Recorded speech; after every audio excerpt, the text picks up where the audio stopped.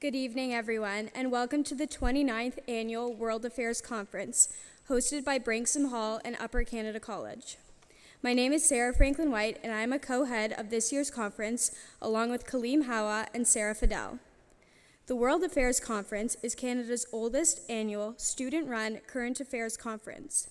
The conference combines speakers, panels, themed plenaries, and student-moderated discussions to help cover the pressing issues of our modern world. Each year, the conference has had incredible speakers with impressive backgrounds in their field of study, which is no exception for this year. The overarching theme of the 2012 conference is the Great Divide, and the different plenary sessions chosen to represent this theme have come to cover a wide variety of topics, such as feminism, nuclear power, China, drug wars, the American elections, dictatorships, unions, and prostitution. During our 29th session, we hope to explore the ways in which political, humanitarian, and cultural issues are divided under our ever-changing world. The conference provides students with a unique opportunity to explore a range of international ideas by bringing the best of the best in their respective fields. Through a combination of intriguing discourse and inter-student dialogue, it affords each student the chance to develop their own international opinions. Today marks the conference's keynote address. Past keynote speakers have included Ralph Nader, Stephen Lewis, Jeffrey Sachs, and Dambisa Moyo. This year, we are pleased to welcome the Honorable Marc Garneau. Here to talk more about Mr. Garneau is our program's chair, Mayan Nguyen.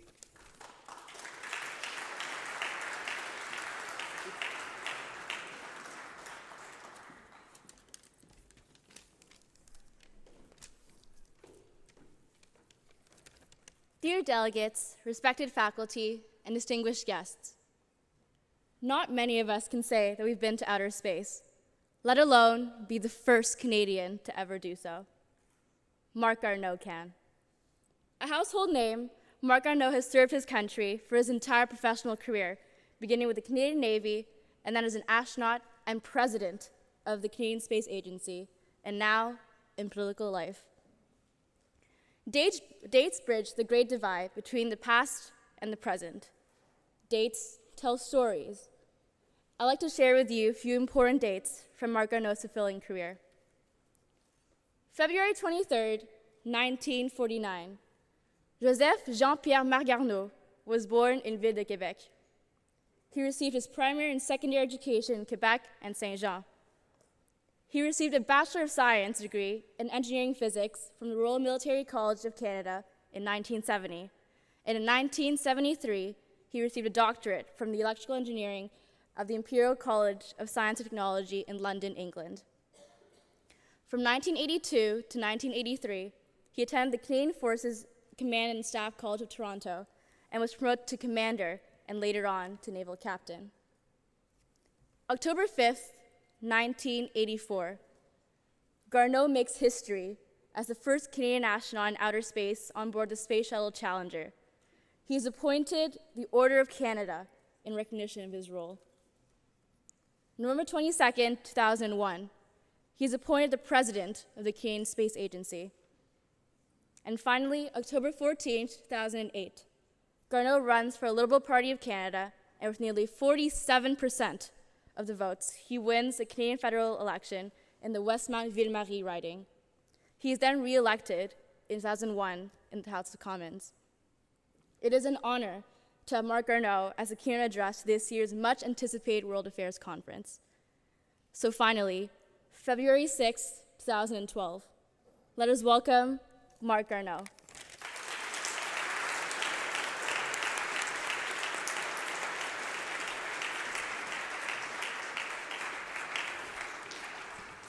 Thank you very much, Mayan. And I guess the first thing is whoops, I guess I went a bit too fast there. Good. It's a real pleasure to be here, and I want to congratulate both UCC and Branksome Hall for organizing this splendid conference. I had a chance to look at the website, and I see that there are some very distinguished speakers who will be at the plenaries and at the panels tomorrow. And so I'm honored to be asked to be the keynote speaker tonight. And as you've seen, there are a lot of topics that are going to be discussed tomorrow, and I hope you all have a chance to come and to participate in those plenaries and panels. I guess my job as the keynote speaker tonight is to try to bring some kind of overarching unity to the whole thing. I'm not going to talk about all of the topics that will be on the menu tomorrow, but I will talk about my experience of going into space, and more importantly, how that experience has probably shaped the way I think about certain issues that affect us, not only here in Canada, but affect us on a global basis. And so if I can perhaps bring that perspective in my presentation, then I think that's the task that I have given myself, because ultimately I'm very much shaped by the experiences that I have lived in my life. And speaking of those experiences, the first one is the fact that my first love in life, my first profession in life, was to be an officer in the Navy. That's how I started off my professional career, and I'm also an engineer, as was mentioned by Mayanne. So that was my original ambition in life, was to be in the Navy. I come from a military family, and also to be an engineer. And I was having a great time in my career in the Navy, and thought that I would do that until I retired. Little did I know that life sometimes reserves some surprises for you. And I say to the young people here who are thinking about what they're going to do in the future, you may start off in one area and end up in a completely different area, and that's a good thing. The reason that Canada is in space, and ultimately that's why I became involved because of the Canadian astronaut program, but the origin of Canada's space program is very much because of what you see on the screen there, the Northern Lights. That's why Canada has a space program, and that's why ultimately I was able to go into space as an astronaut. And what happened was that scientists, looking at these beautiful northern lights from the ground in Canada, in different provinces, wanted to understand what caused these northern lights, this dancing, shimmering display of lights in the northern sky. So it was scientific interest that got Canada involved at a time when the space age was beginning. Some of you may be old enough to remember when Sputnik was launched. For most of you, it's something you've read about in the history books. But in 1957, the first spacecraft was launched by the Soviet Union called Sputnik, and it ushered in the space age.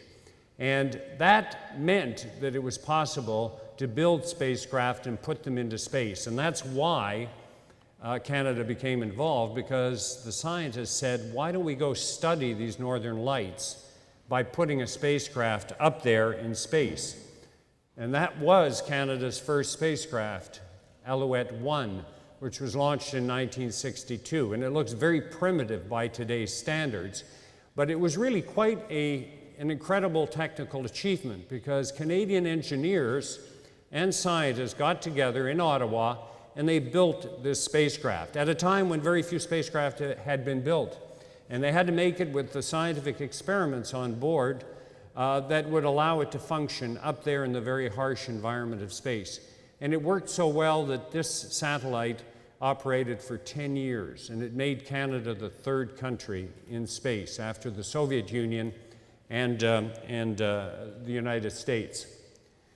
While I'm talking about space, and we can talk about the great divide between Earth and space, but we can also reflect on the fact that Canada is the second largest country on Earth. And we have a sparse population that's widely spread out. And space was a natural for Canada, because if we wanted to connect all Canadians, the only way we were going to be able to do it was through communication satellite technology. And Canada was a pioneer in this area. If you look at the very primitive looking satellite over on your left, Anik A, that was a satellite that made Canada the first country in the world to have its own dedicated national communication satellite. And since then, we've gone on to many successive generations. You can see a much more modern Anik F on the right side of the picture.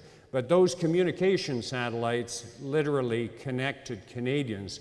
And you use those satellites in ways that you don't even think of today and you take them for granted, but that's an invisible infrastructure over your head that actually connects us, whether we're at the ATM doing a transaction, or whether we're phoning or doing various other things, watching television. All of that comes through communication satellites.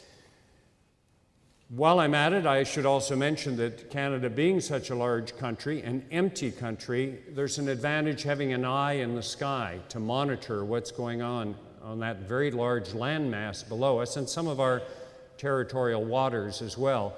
And Canada, again, is a pioneer in the area of satellite technology that does Earth observation.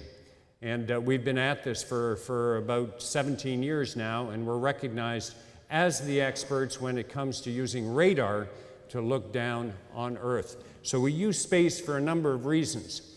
Now, most Canadians, if they know anything about the space program, probably know about the Canadarm. And that is more directly why I had the opportunity to go into space, because Canada, as you know, the United States in the 70s said we're going to build a space shuttle, and you're looking at it there. This is the most sophisticated space vehicle that was ever built, and of course it stopped flying last year. But when they built it, they needed a robotic arm to do a bunch of tasks, and Canada approached NASA and said, can we build this arm? We'd like to build it, we think we can do it. And NASA said yes, and we built it, and the rest is history, as they say. It has been a complete success from the beginning in 1981 until its very last flight in 2011. So over 30 years, it flew on many, many occasions. It always performed flawlessly. I had the honor, the pleasure of operating it on 2 of my missions, and it just worked absolutely beautifully. And as a Canadian, I can tell you how proud I was to be operating this piece of hardware, which of course was built at Spar Aerospace in Brampton, not far from here. That company has since been renamed MDA. But it was because of that arm that I got a chance to go into space. I got a chance because NASA said, we'd like to thank Canada for building the arm, and to express our appreciation, we'd like to fly some Canadians. And so that's how an ad that you see over on the right-hand side, a rather nondescript hiring ad, was put in all the newspapers across the country back in 1983. And that ad essentially said, Canada is creating an astronaut program, and if you're Canadian and you feel that you have a degree from university and you feel that you'd be a good candidate, you can send in your application. And I remember seeing this one day as I was sitting at home, and I said, wow, Canada is going to send Canadians into space, or the United States will fly them. I just can't let this opportunity go by. And I applied, and it was a long process, but in the end, they chose the 6 people that you can see there. You can see me in the back. I had darker hair in those days, and we're all very, very enthusiastic. We know nothing about space at this point. None of us have flown, but we're going to try to make Canada proud. And since then, 5 of the 6 people have flown in space. Canada has flown Canadians on 15 different occasions since the beginning of the space program. So that's how I became involved with space, because Canada built the Canadarm. When you fly in space, you go down and train at the Johnson Space Center, and you do all your training there. The simulators are there, and you train for about a year you do basic training, and then you train for about a year on a specific mission. And then 3 days before the flight, you go to the Kennedy Space Center. And the first thing they ask you when you arrive there is, what would you like for your last meal? And that's the point where you realize, my goodness, I really am going into space. This is it. This is not a practice anymore. And you spend those last 3 days with family and friends, and there's no more training. The training is over. And I remember on my first flight, I remember thinking a lot about how I wanted to make Canada proud because I was going to be the first Canadian. And I remember the night before the mission going to bed at 7 because they were going to wake us up at 3, and hoping that I was going to be able to fall asleep. Well, you're like a kid the night before Christmas. This is a very exciting day that's ahead of you the next day. And so part of you is very excited, but you also know you have to fall asleep so that you'll feel rested the next day. And I'm glad to say that I fell asleep after about an hour, and they woke me up at 3 in the morning, and I felt good because I felt I'd mastered my emotions. And I got up and we had breakfast and we got checked by the doctor. And in those days, before Challenger, we wore these blue flight suits that you can see there. This was before the Challenger exploded. I flew on the Challenger on my first flight. But after that, they switched over to these orange suits which can be pressurized so that if you lose pressure in the cabin on your way up, the suit will pressurize and you'll be able to survive.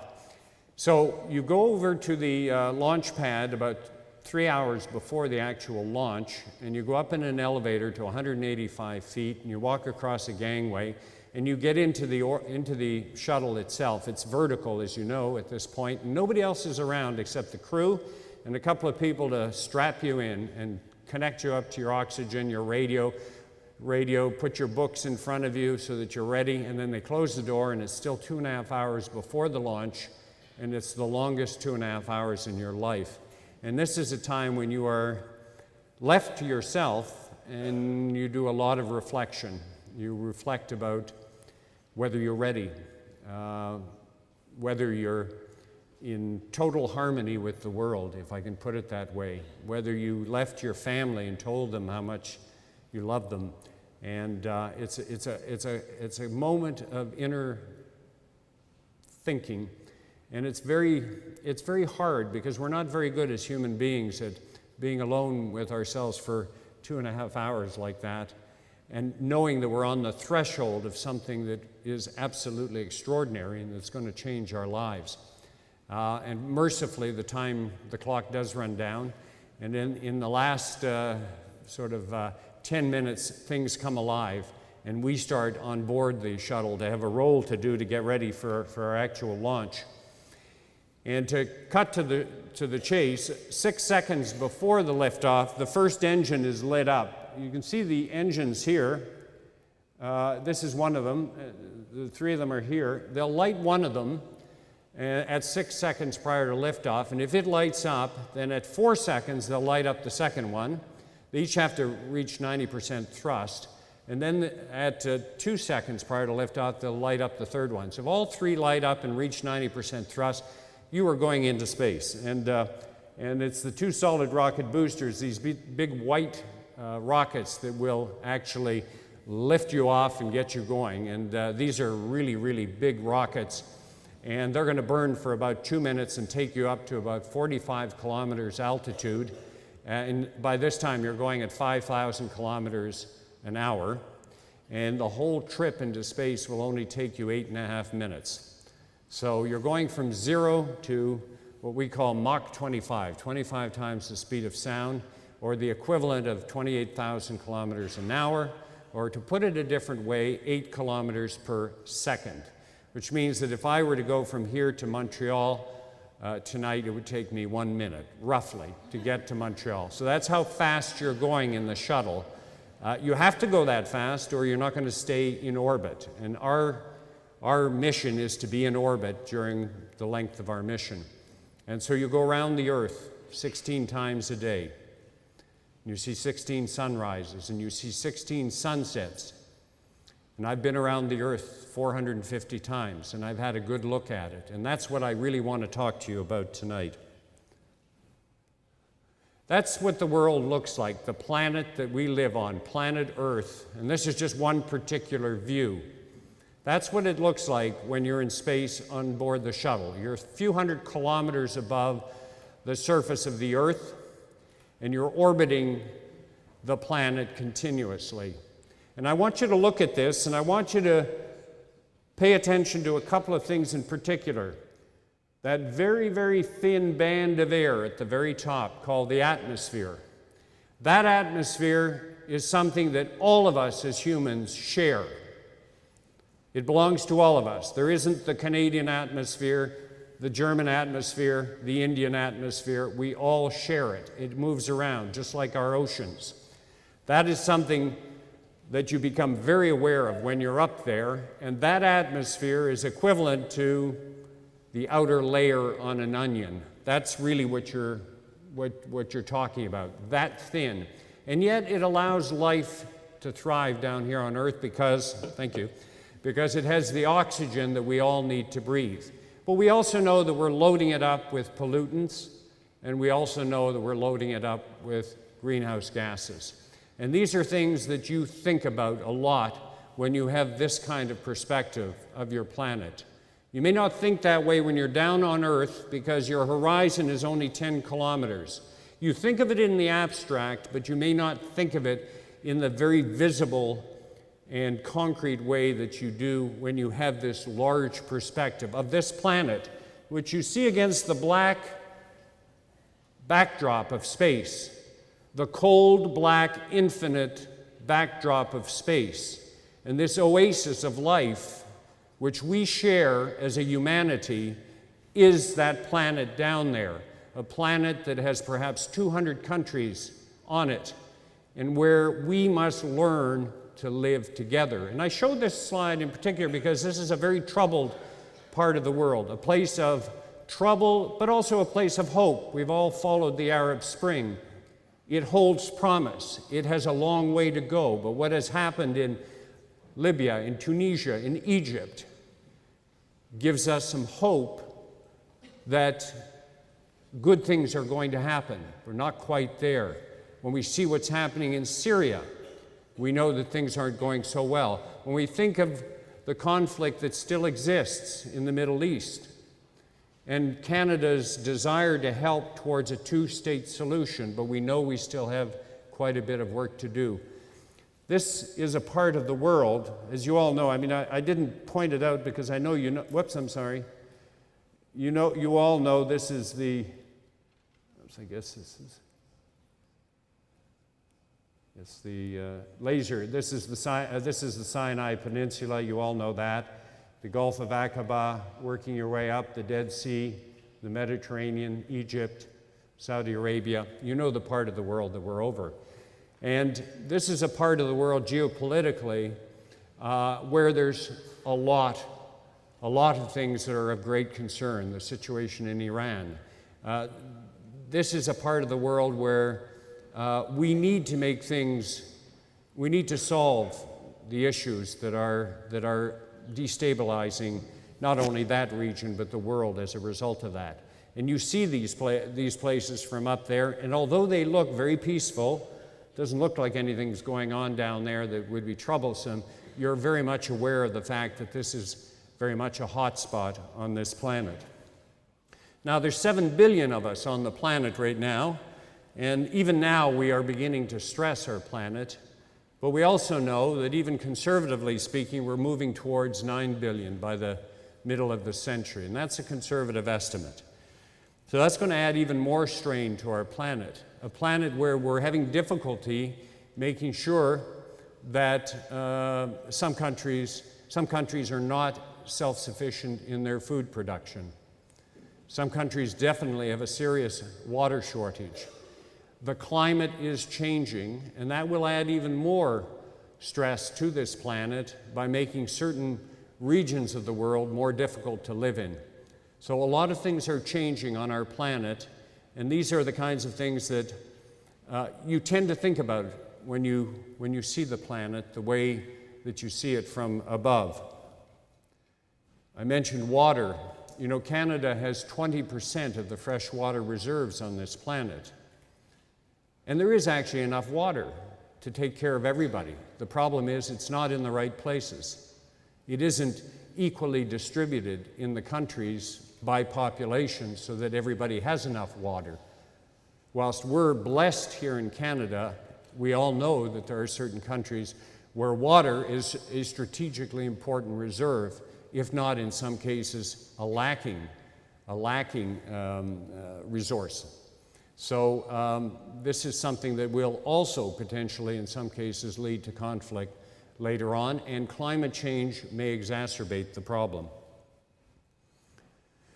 I want to show you a few things that I saw from space that made me very much aware that humans are changing the planet. And it's important to talk about these things because some of these changes are well-intentioned, but nevertheless they have an effect. When I first flew in 1984, I flew over Brazil, and I couldn't see large parts of Brazil because of smoke. The policy at that time in Brazil was to light up parts of the rainforest to turn it into agricultural land for the farmers. The intention was good, to provide land for farmers. But this is also, as we know, one of the big lungs of this earth in terms of absorbing carbon dioxide. And this picture, if it had been taken, in the 60s or 70s, would have been just green. But these are all the areas that had lost their forest vegetation because of the desire to provide more agricultural land.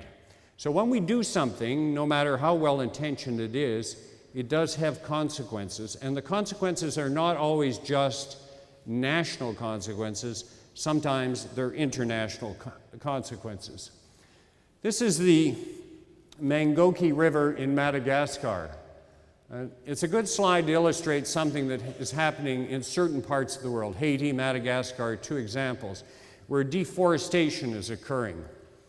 Now again, the people who are cutting down the forest need the wood, either for shelter or for firewood for cooking.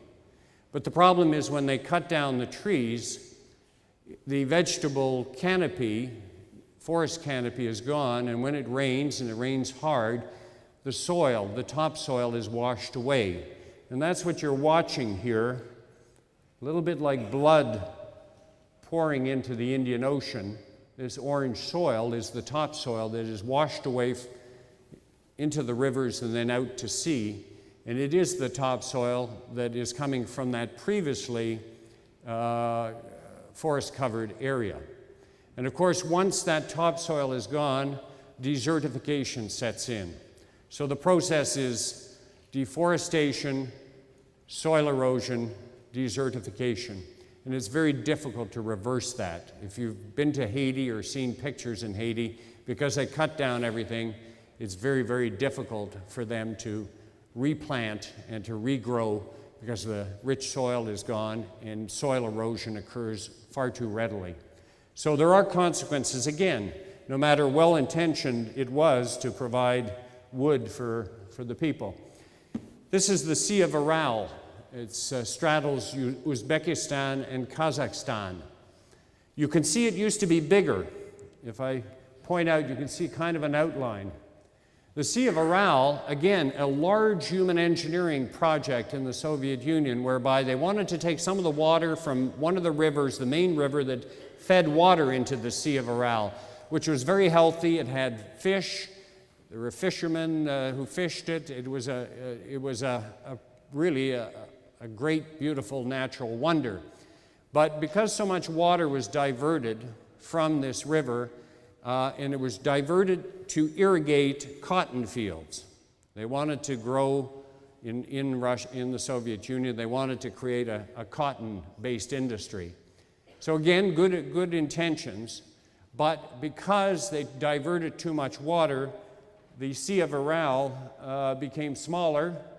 And unfortunately, it was a shallow sea, and when the land was exposed, the salts in the water, on the bottom of the Sea of Aral dried up and then were blown all over the land that was by the Sea of Aral and made those lands toxic, unfortunately. So something that went wrong because we did not appreciate what effect this would have, the consequences of our actions. Now, I'm glad to say that things are getting better because I think that there is a project to try to reclaim the Sea of Aral, and maybe they'll be successful in doing it. The canary in the mine shaft for a lot of climate change are our glaciers. If you look at glaciers during the lifetime during my lifetime, many of them have considerably shrunk or even disappeared. They react very quickly to rises in temperature. And one of the things that tells us that climate change is occurring is the fact that these glaciers, some of which are in Canada, some of which are in South America or in Europe, in the Himalayas, these glaciers are affected by climate change. So another thing that you notice from space as changing, as part of the landscape changing.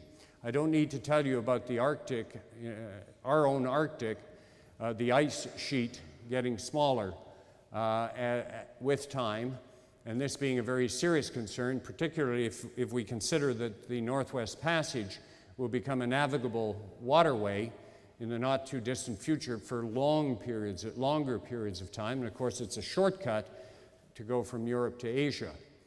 The problem is, of course, if there's an ecological disaster in these places, it is really too horrible to contemplate what that effect will be. And it's already, of course, beginning to slowly have an effect on the Inuit populations, but also on the life forms that live up in the north. So another sign of our planet changing. And at the other end, in the Antarctic, there are bits of the Antarctic continental ice shelf that are on the edge of the oceans that are sort of falling away. And these are quite dramatic. This is an example. Whoops, I beg your pardon. This is the Larsen B ice shelf. This was a very large ice shelf. This is a picture taken from space. And this is a shelf of ice that just sort of collapsed one day because it had become so thin, and as a result of it being warmed up. So that's another large-scale change that is occurring. As you know, in Polynesia, there are many atolls, and there are many places that are only a few feet above the water. And if the sea level should rise, then we contemplate a point when these islands will no longer be habitable. Not only that, many of them were built with coral. Coral, of course, is a living species, but if the temperature of the water changes, warms up by more than a couple of degrees, they cannot survive, and so they die and the coral dies, and it no longer is a building material, if you like. It doesn't build itself because it dies. So these are concerns to the people who live in Micronesia because of change. China. This is a picture from space of China. People often ask me, can you see the Great Wall of China from space? And the answer is no, you cannot see it with the naked eye. I know it's a bit of a myth that you can see it because I don't know who started it, but you can't see it unless you're looking through a pair of very strong binoculars. But chances are on a day like this, you couldn't see it anyway because there is so much smog covering the ground. And when I say smog, this is smog. You can see, if you look closely enough, you can see a lot of what's coming out of chimney stacks from coal-fired generating stations, and they are literally covering the ground. If any of you have been to China, you may have experienced this more close up. These are not clouds. These are clouds over here. These are not clouds. This is smog. And over here there are dust storms as well that are going on. Now, I'm not pointing the finger at China because per person, the amount of greenhouse gases produced in China, and remember we have 1.3 billion people, but the amount per person is 6 tons per person per year. We're at over 20 tons per person per year here in Canada. So we are actually the second most greatest producers on a per capita basis of greenhouse gases. So we can't point the finger. The point I'm making here is that we all have a responsibility with respect to that atmosphere that I talked about before, because that smog, some of it makes its way to North America, and some of the smog that we produce makes its way across the Atlantic Ocean to Europe. It doesn't all just fall down over the ocean. So these are things that we need to be concerned about. And while we're talking about China, I know it's part of your themes tomorrow. China, of course, our Prime Minister is going to China today or tomorrow with a view to strengthening ties with China. China is, I would say, probably going to be the largest economy on the planet within a couple of decades, within a few decades at most. It is growing. It has a very large, growing middle class that wants to consume. And of course, up until now, labor costs have been low and a very enterprising economy. So Canada must forge links with China because it's in our interest to do so. But we also need to work out some issues as well with China, and that is part of it as well. And I tie that in with the fact that China wants our bitumen. As you know, when you talk oil sands, it gets us into the discussion about, well, should we develop oil sands or not because of what is happening to the environment? And to look at it in simplistic terms like that is not good enough. Let us remember that the energy that comes out of the oil sands also brings a lot of wealth to this country. But it's not being done in a sufficiently sustainable manner. We have not taken the full mantle of responsibility with respect to the environment. So it's not the environment or energy, it's really trying to find a harmonized position. I hope you have an interesting discussion about that sometime during the World Affairs Conference. But what that has brought up recently, and it's been in the news, is the Northern Gateway Pipeline, which would be a pipeline from Alberta to Kitimat for transshipment of bitumen in large tankers to China. And of course, that's brought up the whole issue. It's polarized, of course, communities, the environmentalists, the First Nations versus the oil companies.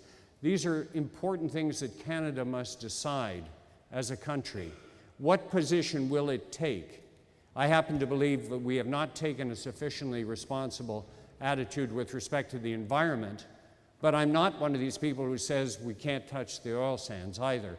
And that's the kind of debate that we need to have and make a decision about as a country. And China is very central to that if we're going to diversify our markets away from primarily with the United States. We're also trying to diversify our markets with Europe. What you see here is, if you know your geography, this is the boot of Italy, and the Mediterranean, the Adriatic, and this is smog. It's not cloud. It's a lot of it coming from the Po River Valley, from industrialization.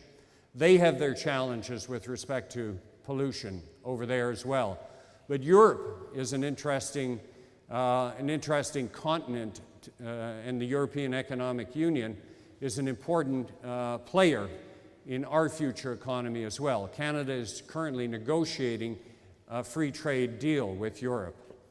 Will it be a free trade deal that is good for both Europe and for Canada? Meanwhile, the European Union is really under a financial crisis at the moment, and we've heard about what's going on in Greece, but also other countries like Portugal and Italy are also experiencing great difficulty at the moment, and it's really putting a strain on the unity of those countries who share a common currency. But what they do to get themselves out of that hole is going to have an effect on us. We don't live separately as an island divorced from what the European reality is, or the American reality, or the Chinese reality. We have smog over our country. This is Lake Erie, Lake Ontario. You see that yellow cloud? That's not good. That's over our heads. Here, you live in Toronto, you've all heard of smog alert days. Now, some of this is produced in Canada, some of it is produced in the Ohio Valley, and because of the air currents, some of it works its way up here. But we also send some pollution to the United States as well. Again, the argument that we share the atmosphere and we must do something about it. I was on a panel with the Ontario government a few years ago that looked at the cost impact of this smog. We're talking about sulfur dioxide and nitrous oxide from coal-fired generating stations. And it's in the billions, whether it's with respect to health, particularly for elderly people, or whether it's with respect to crops and vegetation or acidification of lakes, impact on tourism, those things. All of those cost enormous amounts of money, and whilst we may, on Earth, if we're healthy, put up with it, the reality is that it's having a massive effect on us. And these are things you see from space when you look down at our planet. So yes, it is a beautiful big blue marble, but it is also a place where some pretty serious things are happening. And just one last slide. Of course, this is a winter picture looking down from space in Alberta. These are frozen lakes, but this is part of the Fort McMurray oil sands development. And yes, you can see it from space, and it's a large undertaking. And it is, of course, as I mentioned before, the source of some controversy here in Canada and elsewhere in the world. This so-called, is it ethical oil or is it dirty oil? And that debate, of course, is one that we are in the middle of and that we need to, as a country, come to terms with. So to try to wrap it up, because I want to answer some of your questions, seeing things from space makes you reflect on global issues. All of the astronauts that I've known have all said the same thing. You can't help but think about the issues that go beyond your backyard, that go beyond your city, that affect us all, and that we're all in together, and that we all have to solve together. And I hope, this is called the World Affairs Conference. I hope that, that will be taken into consideration, as I'm sure it will be, in your very interesting plenaries and panels tomorrow. And once again, thank you very much for allowing me to speak, and I'd like to answer your questions now with pleasure. Thank you.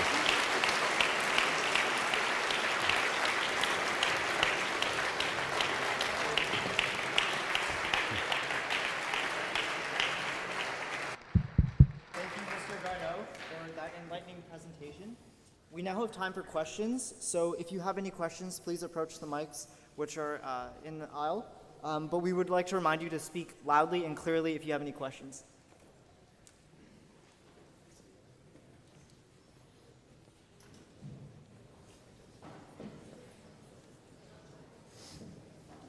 Thank you very much for speaking to us. I was just wondering, you talked a lot about how the whole world shares the same environment and how the activities by one country affect us all. Mm-hmm. And I was just wondering what your thoughts were on whether individual countries have the right to make decisions that are going to affect the whole world, or how those decisions should be made. That's a very big question. Ultimately, countries must, on one hand, take care of their own citizens and take care of their own needs. And that's how we operated for most of existing civilization. But suddenly in the 20th century, because we saw pictures of Earth as one planet, and because communications technology allowed us to see instantly every night what was going on somewhere else in the world. My first experience of this as a young person was watching the Vietnam War in my living room at home. We suddenly became aware of the fact that we all lived on the same planet, and that what happened in one country affected another country. So we need to change our mindset somewhat. Yes, maybe our first priority is to the interests of our own country, and maybe we don't have to ask permission to do certain other things to other countries before we do it, but we are linked by treaties, we're linked by agreements, and we're linked by the fact that this is really a global economy. So it is in our interest to try to make decisions that are in agreement with the international community. That's not always possible, but to the extent that we can, that's a good thing. In the old days, we didn't care about it. I had two questions for you, Sure. sir. The first one's concerning your experience with the space program. What are your opinions on the U.S. ending their space program as of June? Okay, they stopped their shuttle program. NASA still has a pretty healthy budget, which I wish the Canadian Space Agency had. It's about $17 billion. But there's no question that there's a kind of the feeling that it's stopped. You're right, when the shuttles were no longer going up into the sky. The United States has some big priorities right now. One is a national debt that's around about $15 trillion. It has trillion-dollar deficits. It has other priorities. And so it's preoccupied by other things, and it's turned away from space. Some people think it's a mistake that it stopped the shuttle flights. Other people say, yeah, we don't want to spend our money on that. Let's focus on our more important issues. The United States has put space a little bit on the back burner. I guarantee to you it's only temporary, particularly in the future when their economy gets better, they'll want to get back at it. Americans almost view space as their manifest destiny.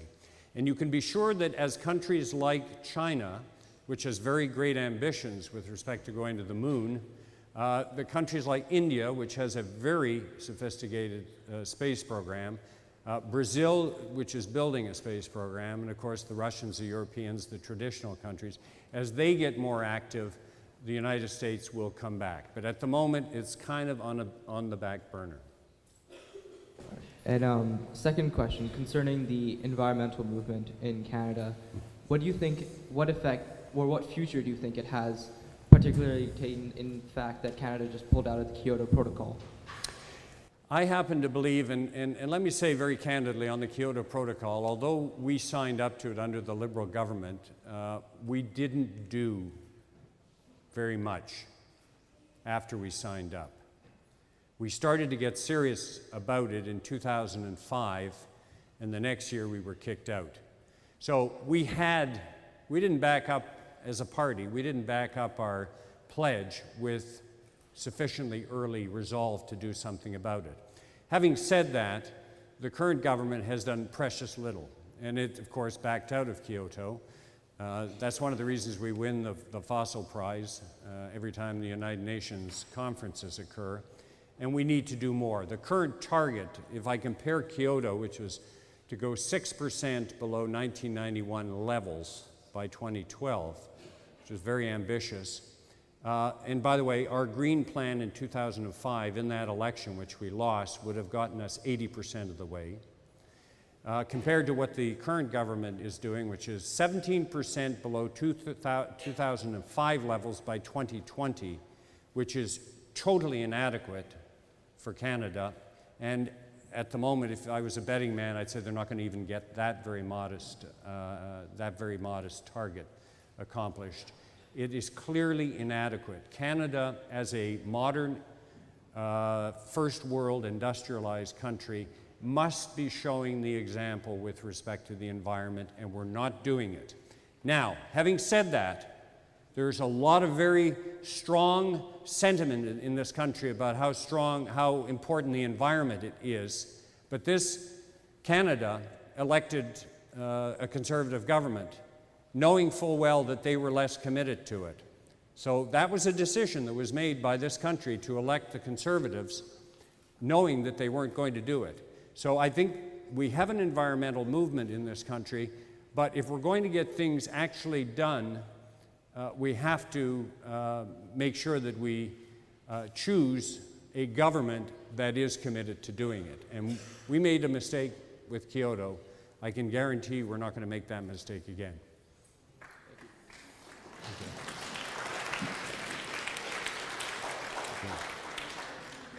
So I'm about the only one here who probably thinks it's cooler that you're a Liberal MP than you're an astronaut. But there's a lot of rumors out there. You're going to run for leader. You want to have a more permanent position within the party. What do you think about this? And secondly, if you were to be leader, do you think the Conservatives would attack you with the Ignatius-style "he didn't come back from space for you" campaign? I can guarantee to you whoever is chosen as the leader will be attacked. I bet you that the ads are already, the negative publicity is already in the can, whether it's any one of a number of potential leaders. Yes, the Conservatives will attack whoever is chosen as the leader of the Liberal Party. That's their style. That's the way they do it. As for my own particular position, I am thinking about it. And I say I'm thinking about it because as an engineer, I like to do my homework. And I may have a lot of people saying, Mark, go for it, you'd be good. But if that support is a mile wide, but a half an inch deep, it's not really strong support. So before I make my own mind up, I have to feel that there is some support for me to do it. Otherwise, it's a very, very big expenditure of money and time to run for a leadership. So I'm in the phase now where I'm trying to figure out, are people just being nice to me, or really do people actually support me as being a potential candidate? And I'll make up my mind in the coming months on that particular thing. Do the Conservatives have some attack ads ready for me to say I only came back from space or I'm just visiting or whatever?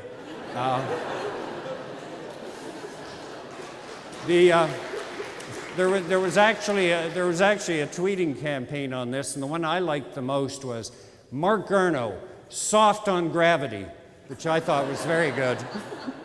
So, oh, by the way, you have to keep your sense of humor in this business, as you can imagine. Thank you. Another more space-related question. Sure. With the cancellation of Constellation, what's happening to technology in, for example, like the Ka band or other communications technology? And is it likely that China or India or Brazil are going to take up the helm? They could. Ka band, there was a satellite that I showed you there called Anik F2. Canada is a pioneer in Ka band technology. Ka band is a very, very high frequency that is used in transponders for communication satellite technology. And it is an area that Canada has pioneered. The Canadian Space Agency was part of that effort. So we've been leading. We went from C-band to KU and to KA, and we have to have a funded program to continue in that way, just like the Americans need a funded program. If not, Brazil, India, China have all got very ambitious programs. I went to China in 2005 and met with the leader of the Chinese space program. And he said, between now and 2010, 5 years, we will launch 100 satellites. And they did.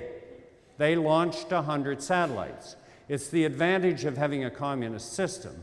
You have a long-term plan and you say, we're going to do this, this, this. Weather satellites, communication satellites, Earth observation satellites, and they've gone ahead and done it.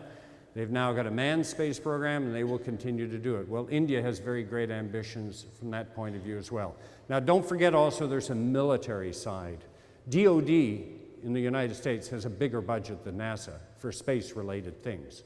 So a lot of things come out of military infrastructure programs as well. Thank you. You're welcome. In the Republican primaries which are going on in the United States right now, candidate Newt Gingrich has made some proposals about furthering space exploration. Do you have any opinions on his proposals and perhaps why they've been met with such controversy and even ridicule?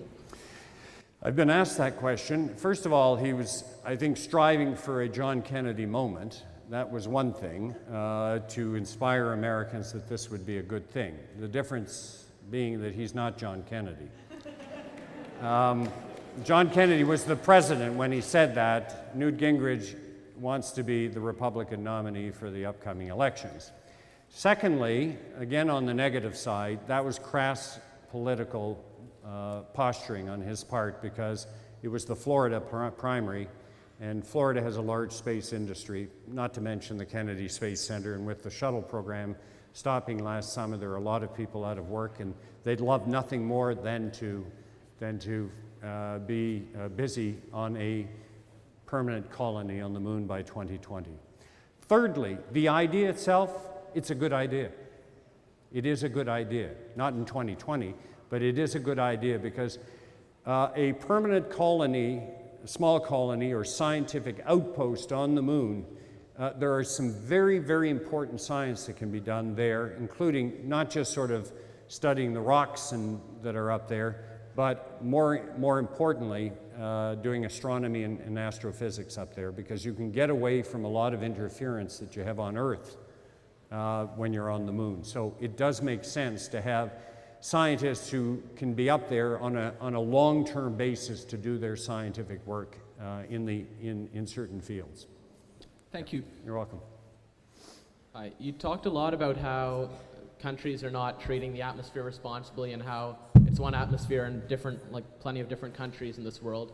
But what do you think the solution is to make sure that countries don't emit way too much carbon dioxide and sulfur dioxide and things like that? And do you think the solution is cap and trade?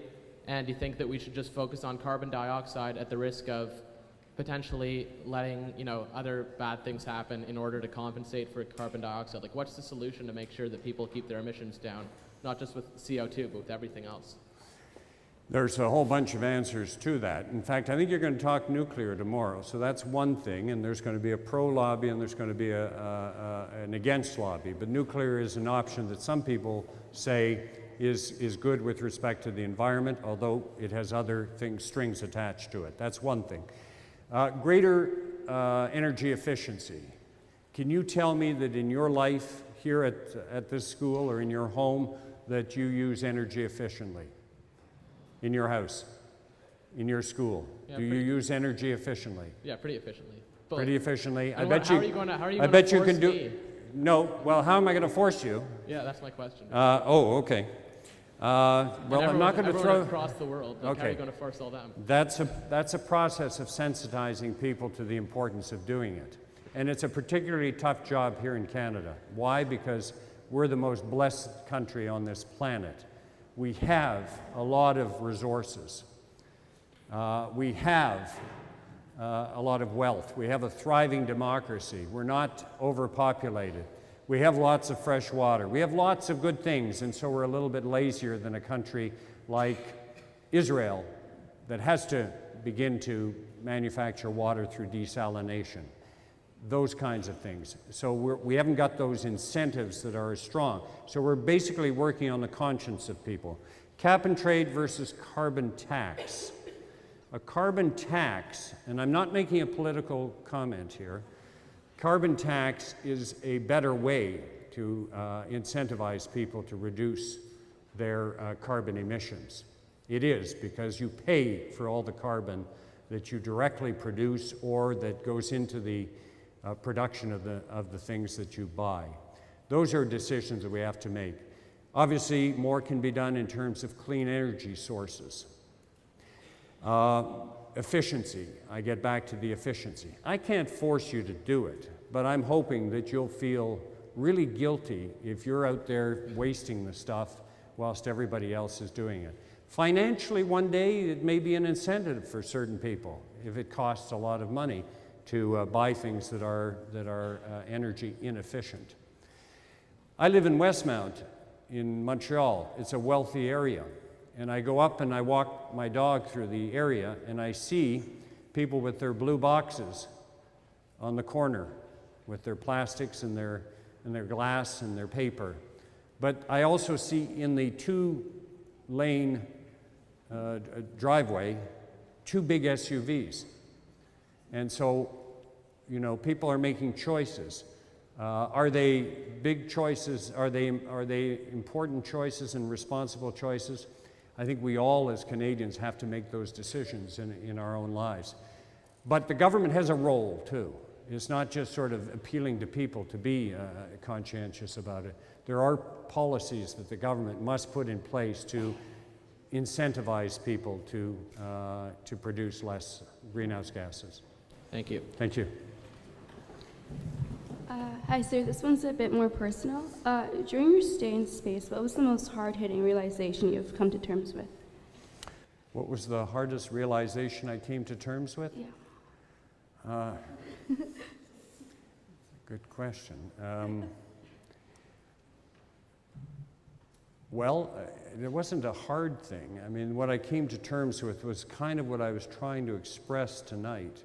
A thinking beyond my immediate neighborhood, a thinking on a global level.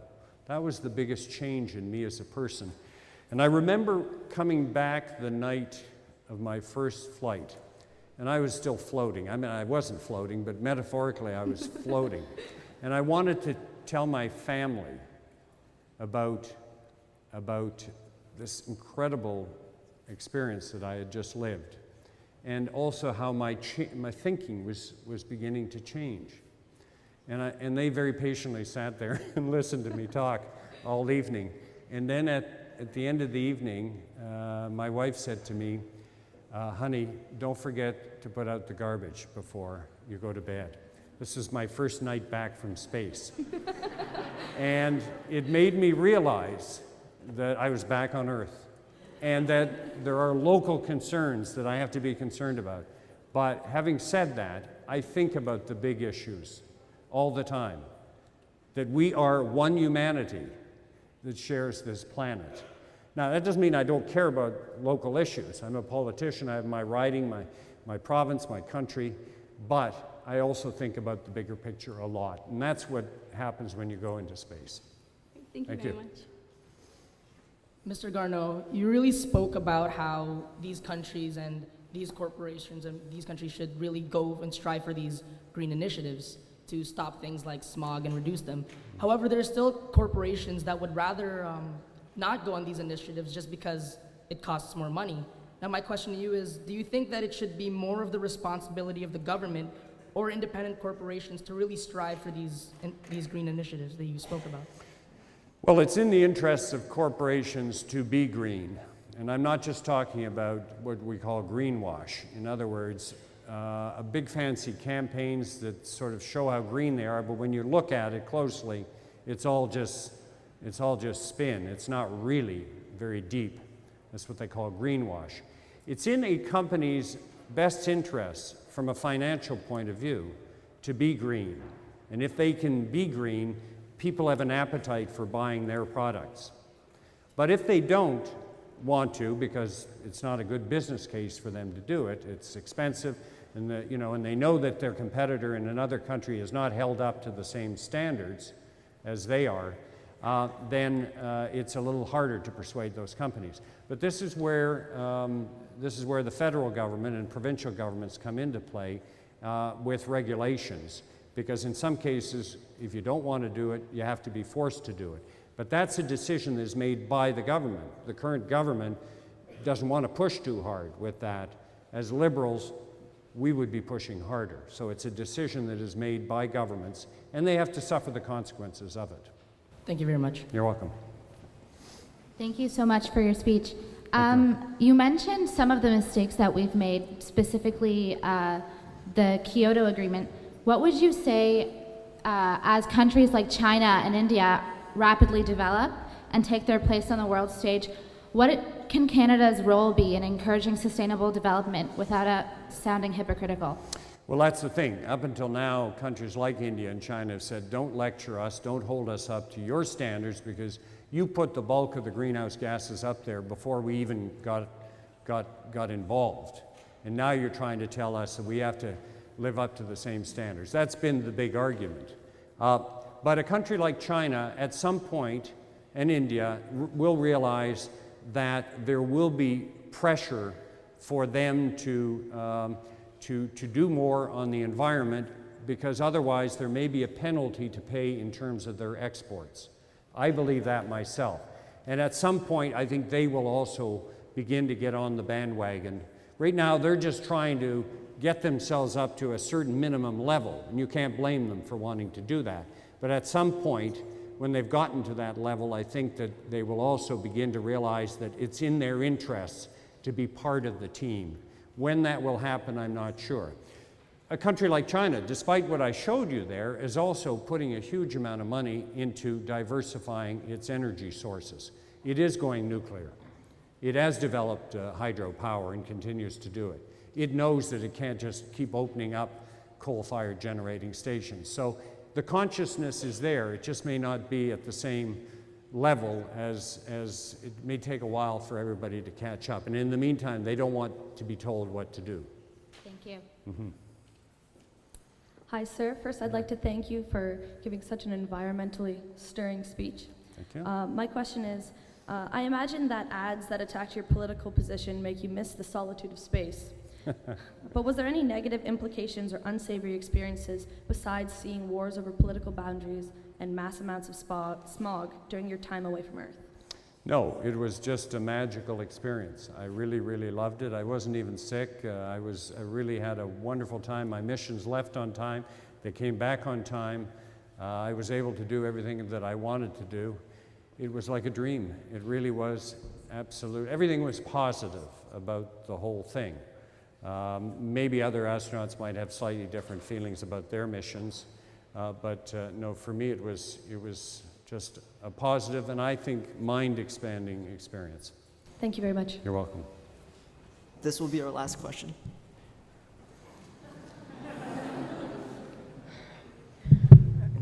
Hope it's a good one, then. Thank you very much, Mr. Garneau, for coming to speak to us. And I think you're almost uniquely able to answer this question. What is your opinion on the relative value for scientific purposes of manned versus unmanned spaceflight?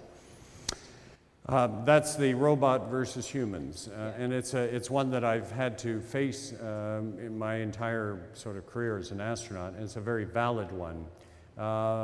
My thinking on this is that if we're going to go to Mars or an asteroid, or one day beyond those, we should first send the robots. And the reason for that is because it's a lot cheaper, and we're not concerned about, well, we don't want the mission to fail because it's expensive, but it's much better than if humans die in the process.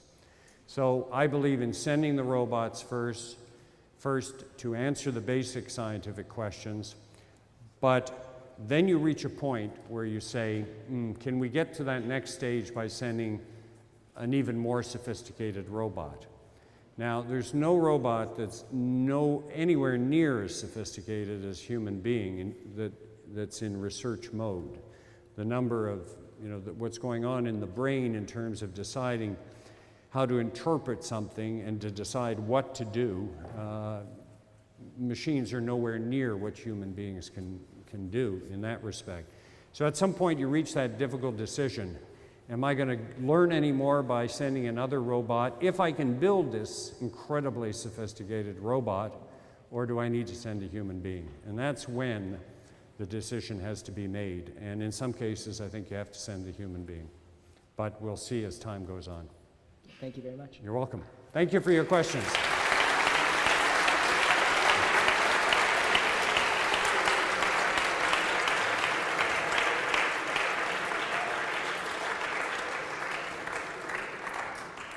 On behalf of the World Affairs Conference executive and delegates, we would like to thank the Honorable Marc Garneau for coming to speak to us today as our keynote speaker.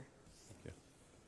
I know all of our delegates and guests really appreciated your unique insight on our changing planet and your big picture of the Great Divide. So I'd like to take this opportunity to thank you once again and to present you with this small token of our appreciation. So thank you. Thank you. Thank you. Thank you very much. Thank you. Thank you.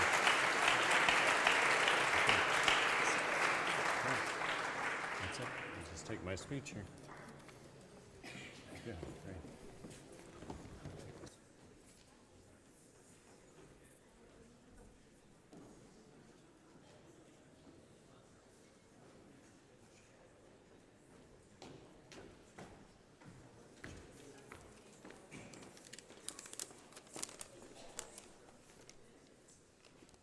Thank you again, Mr. Garneau. My name is Sarah Fidel, and I'm the co-conference chair for Branksome Hall. WAC has been celebrating 28 wonderful years. We're now in our 29th year, and we've started with a bang. We've established ourselves as one of the most successful annual student-organized conventions in North America. Providing a forum for students and opinions of global leaders, WAC facilitates discussion on pertinent world issues. This year, we're thrilled to have the opportunity yet again to listen, to debate, and to discuss. By the end of the conference, we hope that each and every one of you will be closer to understanding how we can bridge the Great Divide. So, ladies and gentlemen, thank you on behalf of the World Affairs Conference for coming, and we hope that you're excited as we are for tomorrow's events. And now, Omar Aboud, our second conference chair, will be giving you important pieces of information surrounding tomorrow's course of events. Good evening, everyone. My name is Omar Aboud, and along with Kaleem Hawa, Sarah Franklin White, and Sarah Fidel, I'm proud to serve as your conference co-chair from Upper Canada College. We hope that you enjoyed this opening to this year's World Affairs Conference. To close the evening, I have some important information on what's to follow and tomorrow's WAC Day proceedings. Please join us after the keynote address in the Student Center next door for refreshments and snacks. We apologize that some of you were unable to ask your questions to Mr. Garneau, and I believe he will be able to stay for an extra few minutes in case some of you would like to approach him directly. Tomorrow morning, the opening ceremonies begin at 9 a.m. Registration will take place from 8 to 9 in the main foyer. The opening panel in this hall will be followed by a morning session, lunch, an afternoon plenary session, and a closing address. Please refer to your delegate handbooks for the exact itinerary. The event will be over at 3:30. On behalf of the entire conference executive, I'd like to thank you for joining us this evening. We look forward to seeing you tomorrow morning. Good night.